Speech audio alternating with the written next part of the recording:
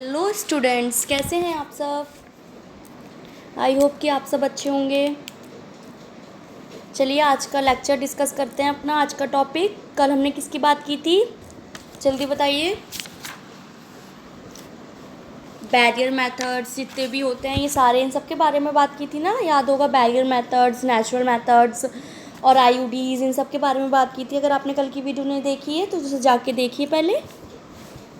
चलिए आज आज आज हमें किस बारे में बात करनी है। आज हमें बात करनी है मेडिकल टर्मिनेशन ऑफ प्रेगनेंसी और सेक्सुअली ट्रांसमिटेड डिजीज़। आज हम इन दो टॉपिक के बारे में बच्चों पढ़ेंगे पूरा। पहले पढ़ेंगे हम एमटीपी क्या होता है, ठीक है। उसके बाद पढ़ेंगे हम एसटीडीज़, सेक्सुअली ट्रांसमिटेड डिजीज़। कल का मैं थोड़ा रिकॉल करवा देती हूँ आप लोगों को। देखो कल हमने किस किस चीज़ के बारे में बात की थी। नेचुरल मेथड्स कौन कौन से होते हैं, आप जल्दी से बताइए। नेचुरल मेथड्स कौन कौन से होते हैं। यस, अपीरियोडिक एब्स्टिनेंस होता है। और कौन सा होता है पीरियोडिक एब्स्टिनेंस के बाद, विड्रॉल और क्वाइटस इंटरप्टस होता है। लैक्टेशनल एमिनोरिया होता है ना। लैक्टेशनल एमिनोरिया किसके लिए इंपॉर्टेंट होता है बच्चों, सिर्फ मदर के लिए जिसके पहला एक बेबी हो चुका हो। बैरियर मेथड्स में कॉन्डोम्स आ गए, डायफ्राम, सर्वाइकल कैप्स, बोल्ट्स, ये सब मैंने बताया था। यूट्राइन डिवाइस बताई थी मैंने, आईयूडीज, कॉपर टी, LNG-20, लिपेलूप, ये सब बताया था मैंने आपको। पिल्स के बारे में सब बताया था, है ना। और सर्जिकल वैसेक्टॉमी, ट्यूबेक्टॉमी, ये सब मैंने आपको पूरा बताया था। याद होगा कल का आपको। नहीं है, अगर नहीं याद है तो नहीं देखी है आपने वीडियो तो पहले वीडियो जाके देख लीजिए। लेक्चर 3 है और आज लेक्चर 4 है। कल बस एंड हो जाएगा इसका। कल हम इनफर्टिलिटी के बारे में बात करके इस चैप्टर को एंड करेंगे। उसके बाद अपना न्यू चैप्टर हम स्टार्ट करेंगे परसों से, ठीक है। चलिए वीडियो स्टार्ट करने से पहले चैनल को ज़रूर सब्सक्राइब कर दीजिए और वीडियो को लाइक एंड शेयर भी कर दीजिए। चलिए अब बात करते हैं एमटीपी। व्हाट इज़ एमटीपी, क्या होता है एमटीपी, जल्दी बताइए। थोड़ा आपने पढ़ा हो पहले, देखिए। एमटीपी होता है medical termination of pregnancy. First of all आपको इसकी जो है ये फुल फॉर्म याद रखनी है, मेडिकल टर्मिनेशन ऑफ प्रेगनेंसी, ठीक है। कब आया था बच्चों ये एक्ट, ये एक्ट आया था 1971 में। इंडिया में कब आया था ये, 1971 में ये एक्ट आया था। आगे इतना बात समझ में कि कब आया था ये एक्ट। अब देखो मेडिकल टर्मिनेशन ऑफ प्रेगनेंसी, ये एक्ट आया था 1971 में। अच्छा, टर्मिनेशन क्या होता है, ठीक है। टर्मिनेशन ऑफ प्रेगनेंसी क्या होता है, कब कब करवा सकते हैं टर्मिनेशन। या तो मदर नहीं चाहती है कि उसके बेबी हो, तब अबॉर्शन करवा सकते हैं, है ना। और कब करवा सकते हैं, या तो कोई सेक्सुअली वो अब्यूज़ हुआ हो, जैसे कि लाइक रेप हुआ, उसके साथ रेप विक्टिम करवा सकते हैं टर्मिनेशन। लेकिन सरकार ने इसमें कुछ, ये जो एक्ट आया था तो इसमें ऐसे कुछ प्रावधान, कुछ कानून ऐसे थे, मतलब कुछ शर्तें ऐसी रख दी थी सरकार ने कि अगर सिर्फ ये शर्तें होंगी तभी अबॉर्शन हो सकता है, इससे पहले अबॉर्शन नहीं हो सकता। क्यों बच्चों, क्योंकि देखो क्या होता है, क्यों आई थी ये, इसका रीज़न भी है क्योंकि फीमेल फिटिसाइड बहुत ज़्यादा हो रहा था। क्या कर रहे थे, जो मैंने आपको पढ़ाया था एमनियोसेंटेसिस फर्स्ट लेक्चर में, वो तो बहुत सारी जगह पे नहीं है, लेकिन सोनोग्राफी के थ्रू बहुत सारे लोग क्या पता लगा लेते हैं कि बेबी मेल चाइल्ड है या फिर फीमेल चाइल्ड है। और मैंने आपको बताया था जैसे कि आज भी बहुत सारे गांव में, इवन सिटीज़ में भी आज, मतलब आज भी ये सब चीज़ें होती हैं कि जब पता लगता है कि फ़ीमेल चाइल्ड है तो उसको क्या कर दिया जाता है, यूट्रस में उसकी हत्या कर दी जाती है, अबॉर्शन कर दिया जाता है, उसे मार दिया जाता है।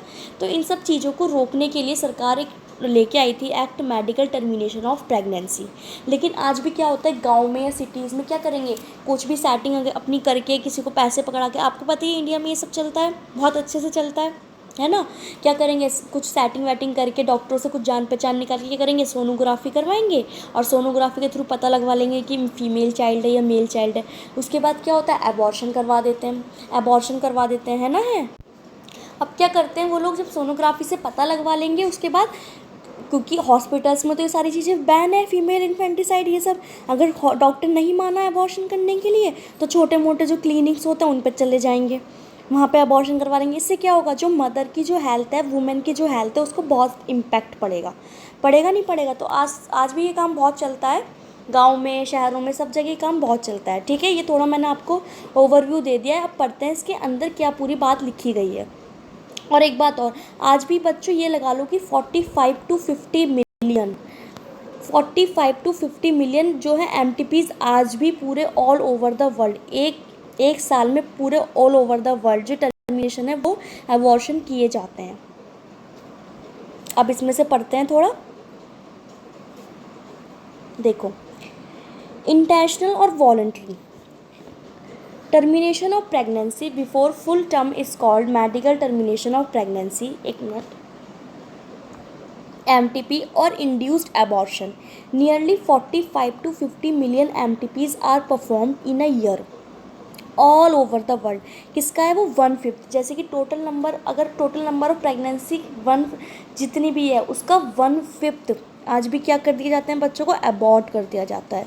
वेदर टू एक्सेप्ट या लीगलाइज MTP और not is being debated upon in many countries due to emotion. अब इसमें क्या है बच्चों, देखो इसमें क्या बता रखा है, इसमें ये बता रखा है कि इंडिया में तो मेडिकल टर्मिनेशन ऑफ प्रेगनेंसी एक एक्ट आ गया है, जिसमें अभी मैं आपको बताऊंगी, इसमें 2 टर्म्स रखी हुई हैं कि कब कब अबॉर्ट कर सकती है मदर, तो वुमेन कब कब अबॉर्शन करवा सकती है. लेकिन आज भी बहुत सारी कंट्रीज़ ऐसी हैं, लाइक आयरलैंड हो गया, है ना, यूरोपियन कंट्रीज़ ऐसी हैं कुछ आज भी, कि जहाँ पे अबॉर्शन करवाना क्या है, कानूनी अपराध है. अगर मदर को कोई भी, अगर मतलब ये है कि अगर मदर की हेल्थ को, अगर ये है कि मदर की हेल्थ को भी कोई भी इफ़ेक्ट पड़ेगा उससे, या चाहे माँ की जान चली जाए, वो जो है अबॉर्शन को लीगलाइज़ नहीं करते, अबॉर्शन करने की अनुमति नहीं देती वहाँ की सरकार. चाहे मदर को कुछ भी हो जाए, अगर बेबी को कोई भी अगर डिज़ीज़ का भी पता चल रहा है कि कोई क्रोमोसोमल डिज़ीज़ है या फिर कोई और डिज़ीज़ है या वो हैंडीकैप है, तब भी वहाँ की सरकार क्या इजाज़त नहीं देती, क्या परमिशन नहीं देती कि आप अबॉर्शन करवा लो. वहाँ पे अबॉर्शन कराना पूरी तरह से कानूनी अपराध है. लेकिन अब बहुत सारी कंट्रीज़ में कुछ टर्म्स एंड कंडीशन पे इसको कर दिया गया है, हाँ कर दिया गया है कि मतलब सरकार ने अनुमति दे दी है, इजाज़त दे दी है कि, लेकिन कुछ टर्म्स एंड कंडीशन पे. अभी आपने देखा होगा अर्जेंटीना में भी नहीं था, लेकिन अब अर्जेंटीना में ये कानून पास हो चुका है, अबॉर्शन कराना वहाँ पे भी अब लीगलाइज हो चुका है. लेकिन फिर वही बात है, कुछ टर्म्स एंड कंडीशंस पे. अभी इंडिया की टर्म्स एंड कंडीशन में पढ़ते हैं कि किस टर्म्स एंड कंडीशन पे करवा सकते हैं टर्मिनेशन. अब देखो, कंट्रीज़ ड्यू टू या तो इमोशनल या एथिकल या religious and social issues involved in it. मतलब वहाँ की सरकार जो है कुछ रिलीजियस, कोई धर्म की वजह से कुछ एथिकल या कुछ इमोशनल नहीं करने देती हैं. जैसे कि अभी मैंने आपको आयरलैंड अर्जेंटीना का एग्जांपल बताया, लेकिन अर्जेंटीना में हो चुका है, आयरलैंड में भी हो चुका है. Government of India legalised MTP कब किया था, मैंने बताया था medical termination of pregnancy act आया था 1971 में. तो यही लिखा हुआ है कि government of India legalised MTP 1971 with some strict condition. लेकिन कुछ स्ट्रिक्ट कंडीशंस लगाई गई थी टू अवॉइड इट्स मिसयूज़, ताकि इसका मिसयूज़ ना हो सके. इसलिए क्या लगाई गई थी बच्चों, कुछ कंडीशंस लगाई गई थी, स्ट्रिक्ट कंडीशंस लगाई गई थी कुछ. Such restrictions are all the more important to check indiscriminate and illegal female. इसमें क्या पता क्यों लगाई गई थी, ताकि कोई भी फीमेल फिटिसाइड्स ना हो पाए. मतलब कि जो बच्ची है, जो फीमेल चाइल्ड है, सोनोग्राफी के थ्रू पहले उसका कहीं पता लगा लें और उसके बाद क्या करते हैं, फीमेल फिटिसाइड करते हैं. क्योंकि ये बहुत ज़्यादा हाई है इंडिया में, बहुत ज़्यादा, आपको पता ही है, सबको पता होता है, ये प्रशासन को सबको पता होता है कि यहाँ फीमेल फिटिसाइड हो रहा है. राजस्थान ले लो, हरियाणा ले लो, यहाँ तो आज भी इतनी मतलब बच्चियों को, एक गांव तो राजस्थान का ऐसा है कि वहाँ पे गर्ल्स ही नहीं बची हैं, कि मतलब गर्ल्स ही नहीं है कि शादी किससे की जाए, गर्ल्स ही नहीं है. वो लोग क्या करते हैं, बाहर से लड़कियों को लेके आते हैं. फिर वही क्या होता है, वो होती है उनकी मार्केटिंग होती है गर्ल्स की. इन सब चीज़ों की वजह से अगर पूरा रूट देखा जाए, इसका ग्राउंड पे जाके देखा जाए, तो सिर्फ किसकी वजह से, क्योंकि फीमेल फिटिसाइड होता है. क्यों होता है, क्योंकि लोगों में अवेयरनेस नहीं है. आगे बात समझ. अब देखो इसमें लिखा है वाई MTP, ये लिखा हुआ है ना वाई MTP क्यों. Obviously the answer is to get rid of unwanted. क्यों करते हैं, या तो अनवांटेड प्रेगनेंसी होती है ना. अगर मदर नहीं है अभी मेंटली और प्रिपेयर नहीं है, तो वो क्या करेगी, नहीं चाहिए उसे बेबी, तो अनवांटेड प्रेगनेंसी. या फिर किस वजह से, जो कैजुअल अनप्रोटेक्टेड इंटरकोर्स हुआ है, या फेलियर हो गया कॉन्ट्रासेप्टिव यूज़ ड्यूरिंग क्वाइटस और रेप में भी यही होता है. अच्छा, इसमें इंट्रा यूट्राइन डिवाइस इसका नाम क्यों लिया गया है, मान लो जो कपल है उसे इंट्रा यूट्राइन डिवाइस फीमेल ने अपने अंदर इंसर्ट करवाई है. लाइक मैंने कल आपको बताया था कॉपर टी. अच्छा, कॉपर टी करवा लिया उसने, इंसर्ट करवा लिया अपनी बॉडी को, लेकिन किसी वजह से वो नहीं काम कर पाया, कुछ गलत तरीके से इंसर्ट हो गया, तो क्या होगा, वहाँ पे प्रेगनेंसी हो जाएगी, कंसीव हो जाएगा. यही अनवांटेड प्रेगनेंसी होती है ना. MTPs are also essential in certain cases where continuation of the pregnancy could be harmful। अब कहाँ पे MTP ज़रूरी होता है बच्चों, मैंने अभी आपको बताया, या तो जो अगर वो मदर जो है वो अगर प्रेगनेंसी को कंटिन्यू रखेगी, ठीक है, तो क्या हो जाएगा, या तो उसकी सेहत को असर पड़ेगा, है ना, कुड भी हार्मफुल हो सकती है, even fatal either to the mother, या तो फीटस के लिए हो सकती है या मदर के लिए हो सकती है। इसमें भी करवाना पड़ता है, MTP टर्मिनेशन करवाना पड़ता है।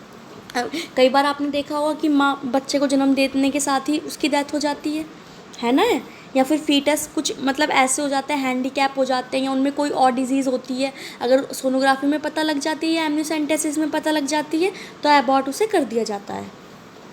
अच्छा, यहाँ पे देखो अब MTP medical termination of pregnancy are considered relatively safe during the first trimester. अब इसमें फर्स्ट ट्राइमेस्टर का क्या मतलब है, 12 वीक्स तक बच्चों जो है 3 महीने तक, 3 महीने जब प्रेगनेंसी स्टार्ट हुई है, जब उसने माँ ने मदर ने या वुमेन ने कंसीव किया, उसके 3 महीने स्टार्टिंग के 3 महीने तक अबॉर्शन कराना सेफ़ है, बिल्कुल सेफ़ है, कोई भी प्रॉब्लम नहीं होती, ठीक है। बट जब सेकंड ट्राइमेस्टर स्टार्ट हो जाता है, 3 महीने के बाद वाला जो पीरियड होता है सेकंड ट्राइमेस्टर, वो जब स्टार्ट हो जाता है तो उसमें अबॉर्शन कराना बहुत ज़्यादा रिस्कियर होता है, रिस्क वाला काम होता है।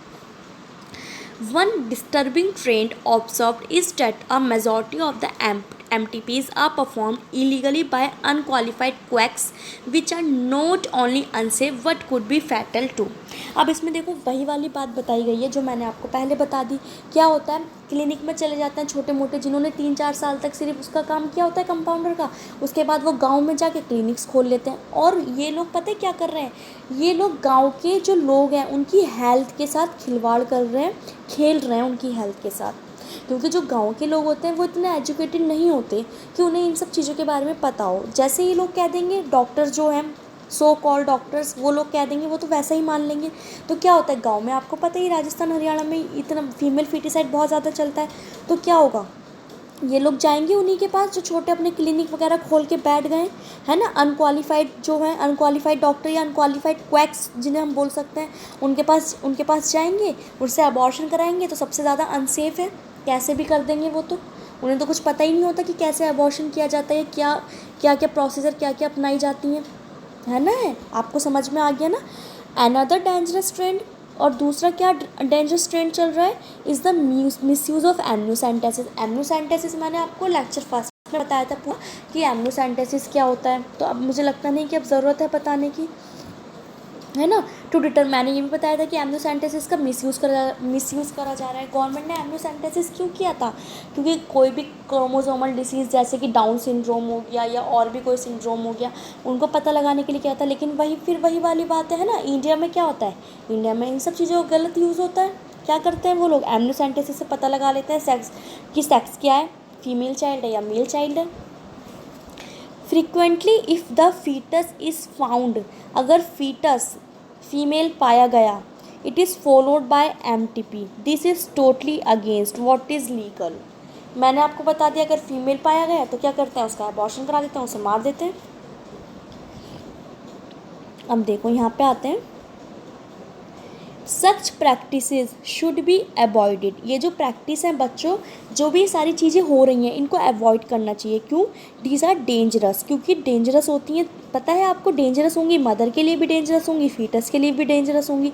Effective counselling on the need to avoid unprotected coitus and the risk factor involved in legal abortion as well as providing more health care facilities could reverse। वही सारी बात है, दोनों के लिए मतलब नहीं, डेंजरस होंगी मदर के लिए भी, और मतलब ये बहुत ज़्यादा काउंसलिंग करानी, इफेक्टिव काउंसलिंग होनी चाहिए कि जो क्वाइटस है, ये जो भी सेक्सुअल एक्टिविटी है, अनप्रोटेक्टेड क्वाइटस को अवॉइड करें, ठीक है। काउंसलिंग होनी चाहिए कि जैसे कॉन्डोम का यूज़ कैसे करें, या फिर जितनी भी इंट्रा यूट्राइन डिवाइस अगर लगवाते हैं तो किसी प्रोफेशनल डॉक्टर से ही लगवाएं, इन सब के बारे में बताना चाहिए, जिससे कि जो अगर अनवांटेड प्रेगनेंसी भी है तो वो हो ही ना, जिससे कि अबॉर्शन कराना पड़े। आगे बात समझ में इतनी। अच्छा, मैंने अभी आपको बताया कि फर्स्ट जो ट्राइमेस्टर में होता है बच्चों, यहाँ पे मैंने देखो आपको ही बताया था कि फर्स्ट ट्राइमेस्टर में भी अगर अबॉर्शन करवाना है तो उसमें एक डॉक्टर की सलाह लेनी ज़रूरी है, एक डॉक्टर की सलाह लेनी है। अभी 2020 में ये MTP, ये तो 2017 वाला है, लेकिन अभी 2020 में कुछ इसमें जो है सुधार हुए हैं, उसमें एक डॉक्टर की फर्स्ट ट्राइमेस्टर में एक डॉक्टर की सलाह लेनी ज़रूरी है, और अगर आप 3 मंथ के बाद करवाते हैं अबॉर्शन तो उसमें 2 डॉक्टर की सलाह लेने की ज़रूरत है। 2 डॉक्टर में एक क्या होना चाहिए, एक गायनेकोलॉजिस्ट होना चाहिए, फीमेल डॉक्टर होनी चाहिए, गायनेकोलॉजिस्ट होनी चाहिए। और कब करवा सकते हैं, या तो ऐसे नहीं है कि कोई आपका डॉक्टर जानता हुआ है तो आप उससे लिखवा लें, नहीं, जैसे ही डॉक्टर ने साइन करा पेपर पे वैसे ही वो कानून के दायरे में आ गया। अब उसे पूछताछ हो सकती है अगर कोई भी बात बनती बिगड़ती है कि आपने किन बेसिस पे इसका अबॉर्शन किया है, किस बेसिस पे आपने साइन किया है। तो कब कब करवा सकते हैं बच्चों, ये नहीं कि आपकी कोई जान पहचान में तो आप चले गए साइन करवा लें, नहीं, बिल्कुल नहीं। कब करवा सकते हैं, या तो मदर की हेल्थ को कोई प्रॉब्लम हो, मदर उसे कंटिन्यू ना कर पा रही हो, उसके मेंटल और फिजिकल हेल्थ पे कोई असर पड़ रहा हो, तब करवा सकते हैं। डॉक्टर पूरी जांच करेगा, पूरे टेस्ट करेगा कि हाँ इसकी मेंटल हेल्थ सही नहीं है या फिज़िकली सही नहीं है ये, है ना, या तो हीमोग्लोबिन कम है या खून की कमी है, ये बच्चे को मतलब पूरे 9th मंथ तक नहीं कंसीव कर पाएंगी, तब करवा सकते हैं। या सेकंड, बच्चे को कोई डिजीज़ है या फिर वो पूरा हैंडीकैप्ड है, या फिर मदर ने कोई ऐसी मेडिसिन ले ली जिससे बच्चे के हैंडीकैप हो गया, उसके लिम्स नहीं बन पाए, है ना, क्योंकि सोनोग्राफी में सब पता चल जाता है। अगर डॉक्टर देखता है कि इसके हाथ पैर नहीं बन पा रहे हैं या कोई प्रॉब्लम है, और कोई प्रॉब्लम है सीरियसली सीवियर हैंडीकैप है ये, तब एबॉर्शन हो सकता है। इन टर्म्स एंड कंडीशंस पे एबॉर्शन हो सकता है इंडिया में। हो गया, पूरा टॉपिक समझ में आ गया कि एमटीपी क्या है। Now we will discuss about STI, sexually transmitted infection. What is sexually transmitted infection? देखिए, सेक्शुअली ट्रांसमिटेड इन्फेक्शंस वही होते हैं जब कोई भी सेक्शुअली एक्टिविटी में इन्वॉल्व होता है और उसके थ्रू कोई भी डिजीज़ जो है वो ट्रांसमिट होती है, ट्रांसफ़र होती है, ठीक है, पार्टनर से दूसरे पार्टनर को ट्रांसमिट होगी। कब? जब वो सेक्शुअली एक्टिविटी में इन्वॉल्व है तभी। उनको क्या बोलते हैं? सेक्शुअली ट्रांसमिटेड इन्फेक्शन या सेक्शुअली ट्रांसमिटेड डिजीज़। कौन कौन सी होती हैं बच्चों? एड्स, गोनोरिया, और भी बहुत सारे नाम हैं। एड्स हो गया, गोनोरिया हो गया, हेपेटाइटिस बी हो गया, है ना, है। और बताइए जल्दी जल्दी से, और कौन से नेम लिख के भेजिए, आप भी कमेंट में करते चलिए कमेंट। मतलब जब भी, अभी तो लेक्चर लाइव नहीं है, ठीक है, लेकिन जब आप मुझसे अभी जब आप लेक्चर देख रहे हैं तो कमेंट बॉक्स में कमेंट बताइएगा कि और कौन कौन से हैं। हेपेटाइटिस बी हो गया, जेनाइटल हर्पीज़ हो गया, है ना, और एड्स हो गया, मेन एड्स हो गया, और इसमें लिखे हुए हैं बहुत सारे, गोनोरिया हो गया, साइफिलिस हो गया, क्लेमाइडियासिस हो गया, ये सब नेम है। अच्छा, इसमें चलिए पढ़ लेते हैं इसमें से, फिर मैं आपको बताती हूँ आगे का। अब देखो, इन्फेक्शंस और disease which are transmitted through sexual intercourse, मैंने आपको बता दिया। सेक्शुअली एक्टिविटी, सेक्शुअल इंटरकोर्स से जो डिजीज़ ट्रांसमिट होगी उनको हम क्या कहेंगे? सेक्शुअली ट्रांसमिटेड इन्फेक्शन या सेक्शुअली ट्रांसमिटेड डिजीज़ कहेंगे। Are collectively called sexually transmitted infections. Sexually STI, और इन्हें क्या बोला जाता है बच्चों? एक नाम और पूछा जाता है आपसे, एग्जामिनर भी कई बार क्वेश्चन करता है कि sexual, what is the other name of STI और सेक्शुअली ट्रांसमिटेड इन्फेक्शन? तो उसका अदर नेम क्या है बच्चों? Venereal disease. क्या नेम है? VD, वेनेरियल डिजीज़, ठीक है। और रिप्रोडक्टिव ट्रैक्ट इन्फेक्शन, क्योंकि रिप्रोडक्टिव ऑर्गन से हो रहे हैं तो रिप्रोडक्टिव ट्रैक्ट इन्फेक्शंस भी कह सकते हैं, है ना। अब इनके कुछ नेम हैं, लाइक गोनोरिया हो गया, साइफिलिस हो गया, जेनाइटल हर्पीज़ हो गया, क्लेमाइडियासिस हो गया, जेनाइटल वॉट्स हो गया, है ना, ट्राइकोमोनियासिस हो गया, हेपेटाइटिस बी हो गया, end of course the most discuss, कौन सा?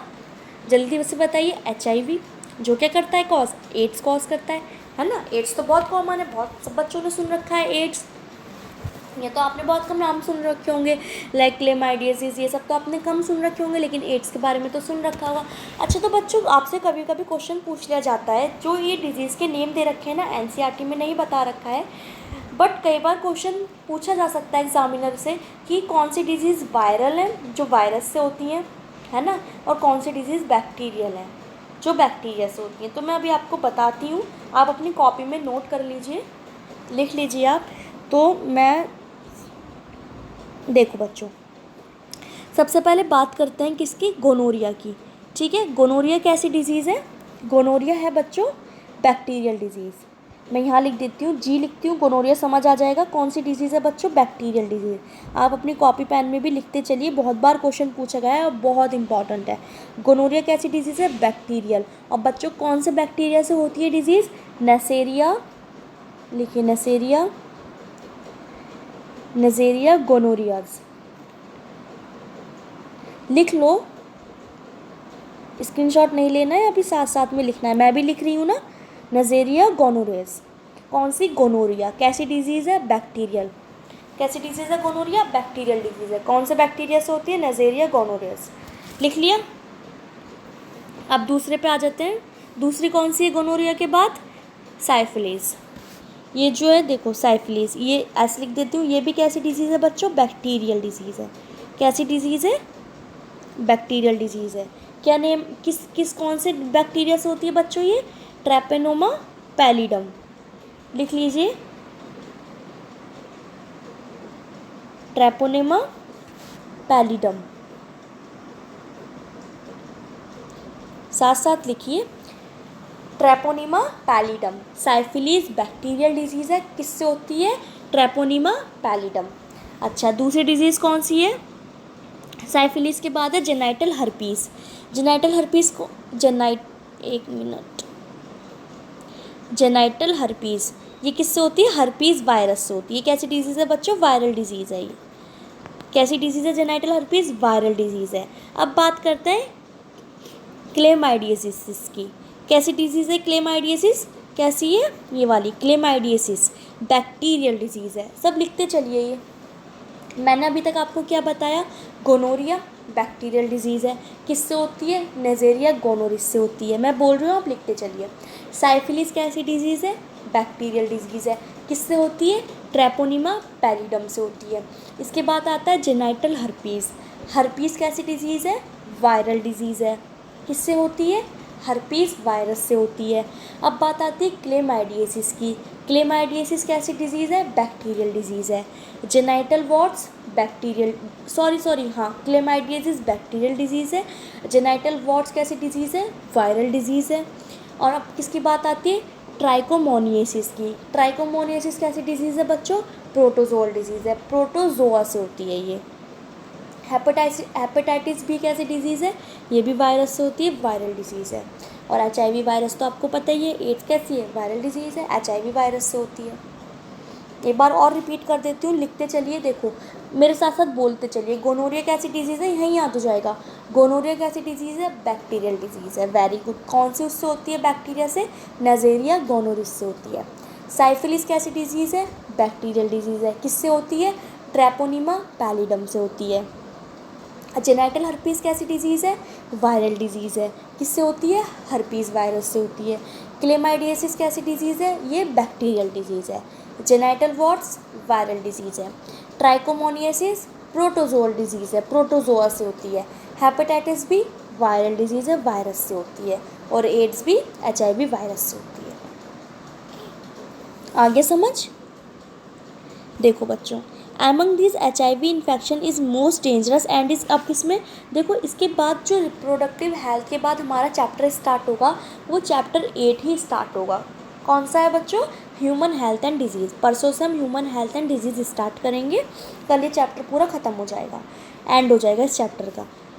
अब देखो, some of these infections like hepatitis B and HIV can also be transmitted by sharing. देखो, जो गोनोरिया, ये सिफाइलिस है, ये जितने भी मैंने आपको डिजीज़ बताई हैं, ये सेक्सुअली ट्रांसमिटेड डिजीज़ है। लेकिन जो हेपेटाइटिस B और HIV है, वो किस किस से ट्रांसमिट हो सकता है बच्चों, सेक्सुअल एक्टिविटी या सेक्सुअल इंटरकोर्स से तो हो ही सकता है वो ट्रांसमिट, बट इसके अलावा किससे हो सकता है, इंजेक्शन नीडल्स। लाइक आपने देखा होगा, जो लोग नशे करते हैं, इंजेक्शन लेते हैं नशों का, वो क्या करता है, एक सिरिंज इसने किसी ने ली, दूसरी किसी और ने ले ली, वही वाली सिरिंज चेंज ही नहीं करते हैं, तो इससे भी फैल सकता है। अगर मान लो एक जने को एड्स हुआ, जिसने नशे की सिरिंज इंजेक्शन लिया है, उसको अगर एड्स हुआ और वही वाली सिरिंज दूसरे व्यक्ति ने, दूसरे पर्सन ने यूज़ कर ली, तो उसको भी हो जाएगा। तो किससे हो सकता है, इंजेक्शन नीडल से हो सकता है, सर्जिकल इंस्ट्रूमेंट्स से भी हो सकता है। With infected persons, transfusion of blood. अगर आप मान लो एक बंदे को, अगर एक पर्सन को अगर क्या है, एड्स है और उसका ब्लड दूसरे पर्सन को चढ़ाया जा रहा है बिना किसी, जैसे कि अगर मैंने बताया ना अभी आपको, जो अनक्वालिफाइड क्वैक्स होते हैं, अनक्वालिफाइड जो होते हैं, जो कंपाउंडर जो खोल के बैठ जाते हैं, जिन्होंने डिग्री नहीं ले रखी होती, वो तो बिना जांच पड़ताल के, बिना कोई टेस्ट के एक का खून दूसरे में चढ़ा देते हैं। तो अगर किसी व्यक्ति को एड्स है और उसका खून दूसरे में, ब्लड दूसरे में ट्रांसफ्यूज़ कर दिया गया, ट्रांसफ़र कर दिया गया, तो उसको भी हो जाएगा, है ना। और from an infected mother to the foetus too, और अगर किसी मदर को एड्स है या हेपेटाइटिस बी है तो उसके बेबी में भी वो डिजीज़ आ जाती है। Except for hepatitis B, genital herpes and HIV infection, other diseases are completely curable if detected। किस किस को छोड़ के बच्चों? हेपेटाइटिस बी को छोड़ के, जेनाइटल हर्पीज़ और HIV इन्फेक्शन को छोड़ के, जितनी भी मैंने अभी आपको ऊपर अदर डिजीज़ बताई वो सारी क्यूरेबल हैं कम्प्लीटली, अगर उनको ईयरली, मतलब जल्दी से ही, जैसे ही अगर कोई डिजीज़ स्टार्ट हुई है और उसको तभी डिटेक्ट कर लिया जाए तो वो क्या है? क्यूरेबल हैं। इसके अलावा, किसके अलावा? हेपेटाइटिस बी, जेनाइटल हर्पीज़ और HIV इन्फेक्शन। आगे इतना बात समझ आपको? Early symptoms of most of these are minor, जो इनके ईयरली सिम्टम्स होते हैं वो बहुत ज़्यादा माइनर होते हैं। लाइक या तो ईचिंग होगी, कहाँ पे? रिप्रोडक्टिव ऑर्गन के पास ईचिंग होगी, फ्लूइड डिस्चार्ज होगा, या तो वेजाइना से फ्लूइड डिस्चार्ज होगा, या स्लाइट पेन होगा, हल्का हल्का दर्द होने लगेगा, या फिर चारों तरफ वेजाइना के या मेल में क्या होगा? स्वेलिंग आ जाएगी।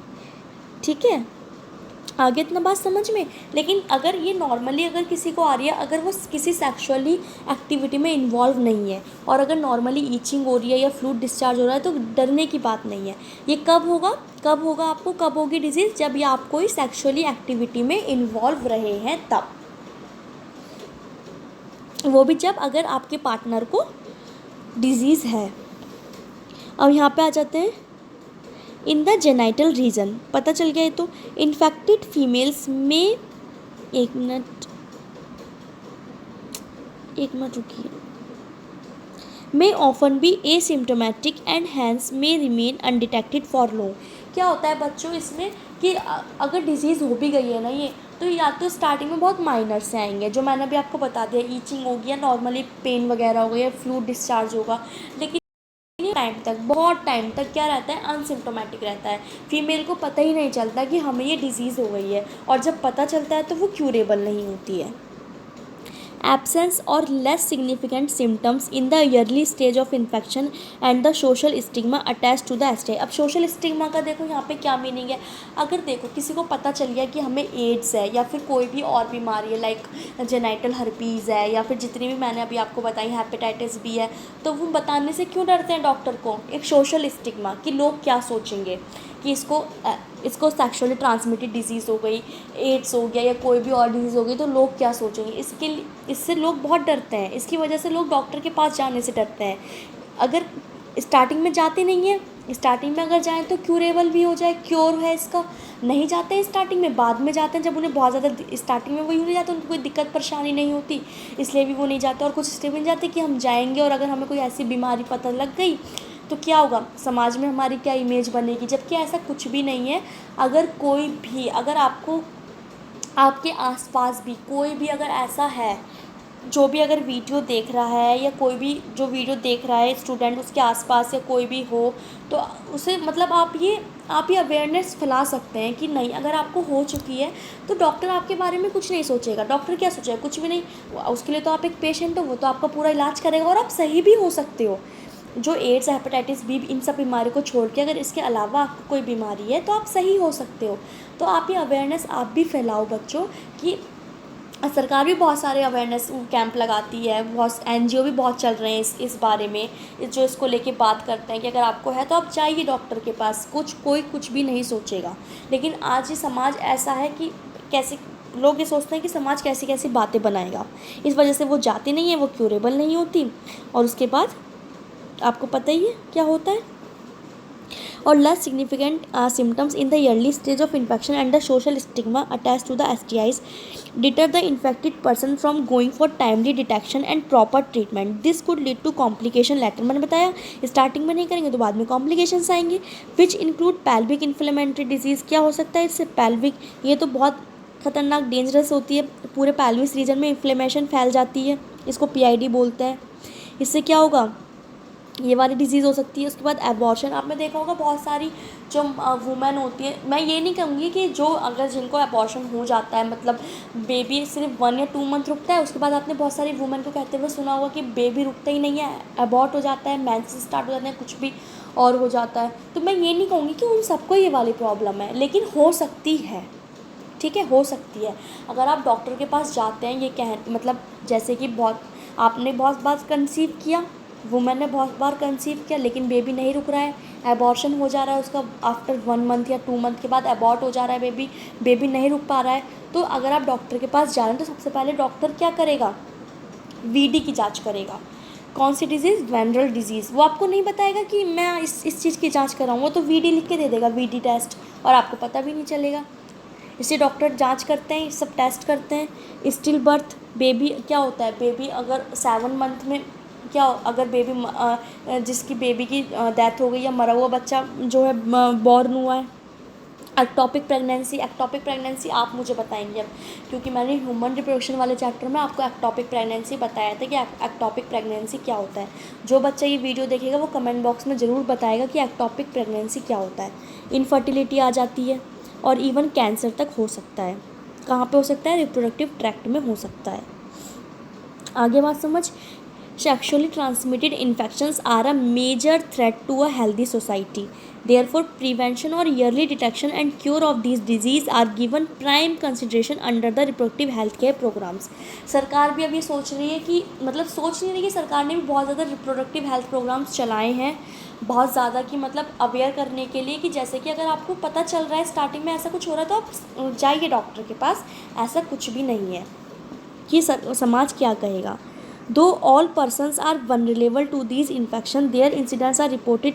कब किया जाता है बच्चों, सबसे ज़्यादा हाई कब होता है, ये कौन से एज ग्रुप में सबसे ज़्यादा पाई जाती है सारी डिजीज़, 15 to 24 ईयर्स की एज में। क्यों, क्योंकि इस टाइम पे बच्चों बहुत सारे हार्मोनल चेंजेस होते हैं, और ये बहुत ज़्यादा कॉमन है कि जैसे कि फ़ीमेल का मेल की तरफ अट्रैक्ट होना और मेल का फीमेल की तरफ अट्रैक्ट होना, ये बहुत कॉमन है, होता है इसी में। लेकिन कब ये हो जाता है, जब लिमिटेड जो लिमिट्स हैं उनको आप क्रॉस कर जाते हैं, नहीं होना चाहिए। इससे आपको अपने पेरेंट्स से बात करनी चाहिए अगर ऐसे हार्मोनल चेंजेस हो रहे हैं। और ये आप, इसमें क्या होता है, एक मिसकंसेप्शन बहुत ज़्यादा होता है ना। गूगल है मेन, गूगल, व्हाट्सएप, या आपके आप कुछ ऐसे फ्रेंड्स या कुछ इस संगति में पड़ जाते हैं जो आपको गलत शिक्षा देते हैं। तो इन सब चीज़ों को छोड़ के आपको अपने सीनियर से बात करनी चाहिए, अपने क्लोज़ रिलेटिव से बात करनी चाहिए। अगर आपको कोई बहका भी रहा है ना बच्चों, तो आप खुल के बात कीजिए, अपने सीनियर से बात कीजिए, अपने माता पिता से बात कीजिए, अपने पेरेंट्स से बात कीजिए, है ना, इन सब चीज़ों से बचने के लिए। क्योंकि आजकल व्हाट्सएप है, फेसबुक है, आपको बहुत सारे बहकाने वाले लोग मिल जाएंगे। तो अपने टीचर से बात कीजिए, है ना, टीचर्स भी होते हैं, उनसे बात कीजिए। अगर कोई आपका कज़न है, सीनियर है, आपसे क्लोज़ है, कोई आपके बहुत ज़्यादा क्लोज़ कोई कज़न है जिससे आप अपनी सारी बातें शेयर करते हैं, आप उनसे बात कीजिए। सबसे ज़्यादा इसलिए 15 से 24 साल की एज में ही देखी गई है। The age group to which you also belong, सही आप भी इस एज में बिलोंग करते हैं, क्योंकि जो बच्चे 12th में होते हैं वो सब इसी एज ग्रुप के होते हैं। तो इसलिए मैं आपको बता रही हूँ कि अगर आपको कोई बच्चों बहका भी रहा है तो प्लीज़ करके आप बात कीजिए अपने बड़ों से। There is no reason to panic, reason नहीं है पैनिक होने का, मतलब आप पैनिक मत होइए। अगर आप सेक्सुअली एक्टिविटी में इन्वॉल्व भी हुए हैं और अगर आपको लग रहा है कि आपको ऐसी कोई डिजीज़ हो सकती है, तो पैनिक होने की ज़रूरत नहीं है, because prevention is possible. One could be free of these infections. कब कब नहीं हो सकते हैं, क्या क्या आपको अवॉइड करना चाहिए।